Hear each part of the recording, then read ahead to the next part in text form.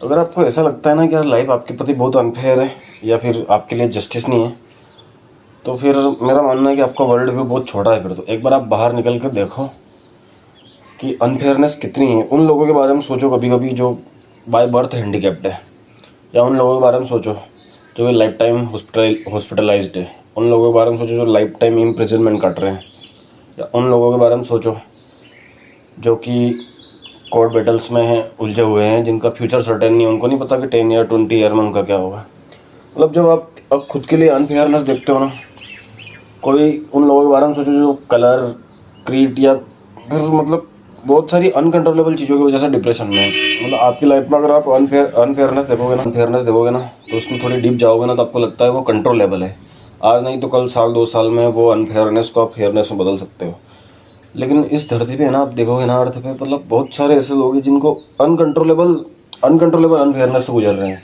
जब by birth handicapped हो गया ना, मतलब वो कितनी भी मेहनत करे, कुछ भी करे, वो कभी भी एक नॉर्मल बॉडी नहीं पा सकता।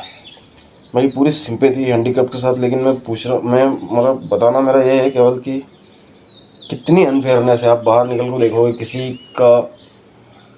किसी को लाइफ टाइम का रिग्रेट है कि लाइफ पार्टनर अच्छा नहीं मिला। मतलब बहुत लोग ऐसे हैं जो बहुत ज़्यादा अनकंट्रोलेबल एंजाइटी से गुजर रहे हैं, या फिर अनकंट्रोलेबल अनफेयरनेस है उनकी लाइफ में। आपकी लाइफ में अगर कंट्रोलेबल फेयरनेस है ना, आप किसी एग्जाम में फेल हो गए, आपसे कोई मिस्टेक हो गई, या आपके कुछ नेगेटिव पॉइंट हो गया, तो आप रिकवर कर सकते हो। वो कोई अनफेयरनेस नहीं है। एक्चुअल अनफेयरनेस आपने देखी नहीं है कि कितनी अनफेयर है लाइफ, कितना इनजस्टिस है। कोई बाय बर्थ से मतलब किसी एक क्लास में पढ़ने वाले 20 बच्चों, कहीं भी आप एक क्लास में पढ़ने वाले 20 बच्चों का सैंपल लेके देखो, कोई टैलेंटेड है पर उसके घर से वीकनेस है, कोई बहुत घर से तगड़ा है लेकिन उसमें टैलेंट नहीं है। मतलब आप देखोगे कि लाइफ में कितनी अनफेयरनेस है। समानता नाम की चीज़ दिखेगी नहीं आपको। एक क्लासरूम में, इंडिया के किसी भी, वर्ल्ड के किसी भी क्लासरूम में जाके 20 बच्चे बैठे हैं ना, 20 ही बच्चों का आप एक सैंपल निकालो, उनकी बैकग्राउंड निकालो, आपको लगेगा कि यार उनको सेम टीचर पढ़ा रही है, वो सेम सिचुएशन में सेम क्लास में पढ़ रहे हैं, लेकिन उनके बैकग्राउंड में कितनी अनफेयरनेस है, कितनी अनफेयरनेस है। कोई कितना स्ट्रगल करके वहाँ बैठा है, या कोई इजीली बैठा है, कोई मतलब आप देखोगे कि किस इस छोटी एज में भी, मतलब उनकी एज देखोगे ना आप एक बार, कि इतनी छोटी एज होते हुए भी उनको वो अनफेयरनेस झेलनी पड़ रही है, वो इनजस्टिस झेलना पड़ रहा है। तो ये है ना, मतलब नेचर का, इसलिए मेरा मन है ना एथिज्म की ओर जाता है, एथिस्ट बनने की ओर, कि इफ गॉड इज देयर तो क्यों इतनी अनफेयरनेस है यार। Why doesn't he forgive everyone, और सब कुछ एक बार सही कर दे। मतलब कितनी अनफेयरनेस है। आप मतलब आई कांट इमेजिन कि यार आई सी, मतलब मैं देखता हूँ little children struggle with 1 foot 1 hand. सोचो अभी गाज़ा पट्टी में जो बच्चे पैदा हो रहे हैं, क्या फ्यूचर है उनका। बाय बर्थ उन्होंने जन्म लिया और उनका फ्यूचर खत्म हो गया। अभी जो अफ्रीका के जैसे बुरुंडी जैसे कंट्री में जो बच्चे पैदा हो रहे हैं उन क्लासरूम्स में, क्या फ्यूचर है उनका। या अभी आप झारखंड की उन फैक्ट्रियों के आसपास देखोगे जहाँ पानी पूरा कंटेमिनेटेड हो चुका है, क्या फ्यूचर है उनका। अब सोचो कि जब आर्टिकल 370 हटा, उस टाइम पे 2 साल के लिए जम्मू कश्मीर में नेट बंद हो गया। अब उन बच्चों के फ्यूचर पे क्या असर पड़ा होगा। उनके साथ अनफेयरनेस है कि नहीं। जिस एग्ज़ाम की आप तैयारी कर रहे थे, उसी एग्ज़ाम की तो वो भी तैयारी कर रहे थे। अब 2 साल से नेट बंद हो गया वहाँ पे, तो आपको जो नेट मिल रहा था उनको नेट नहीं मिला, ये अनफेयरनेस नहीं हुई। अब वो किसको जाकर ब्लेम करे, गवर्नमेंट को जाकर ब्लेम करे, गॉड को जाकर ब्लेम करे, किसको जाकर ब्लेम करे।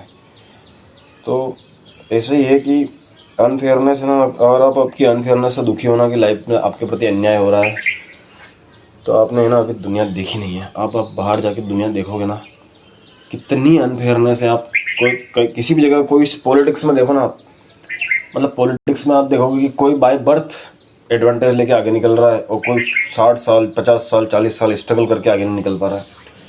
Unfairness is a part of life. आपको अनफेयरनेस के बजाय है ना फेयरनेस पे ध्यान देना चाहिए। अपने तो फेयरनेस पे ध्यान दो।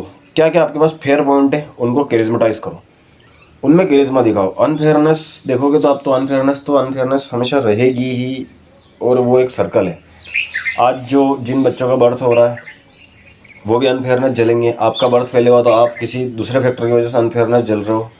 अनफेयरनेस तो रहेगी देखो हमेशा, लेकिन आपको यह है कि अपने एक लिस्ट बनाओ, उसमें देखोगे आपके पास फेयर क्या क्या है, प्लस पॉइंट्स क्या क्या है, माइनस पॉइंट्स क्या क्या है। माइनस पॉइंट को बाद में डील करो, जो आपके प्लस पॉइंट्स है, जो आपके लाइफ में फेयरनेस है, उस फेयरनेस पे ध्यान दो। इसको मैं कैरिज्मेटाइज कैसे करूँ? मतलब आपके पास है कि यार मे बी कि आप हैंडीकैप पैदा हो गए, कोई दिक्कत नहीं, लेकिन आपके पास प्लस पॉइंट्स क्या है?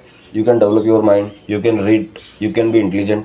उस इंटेलिजेंस पे उतना फोकस करो कि जो एक नॉर्मल बॉडी से अचीव नहीं कर सकता ना। अब जैसे स्टीफन हॉकिंस, उनके पास नहीं थी बॉडी, लेकिन उन्होंने माइंड पे फोकस किया और माइंड से उन्होंने दुनिया कॉन्कर की।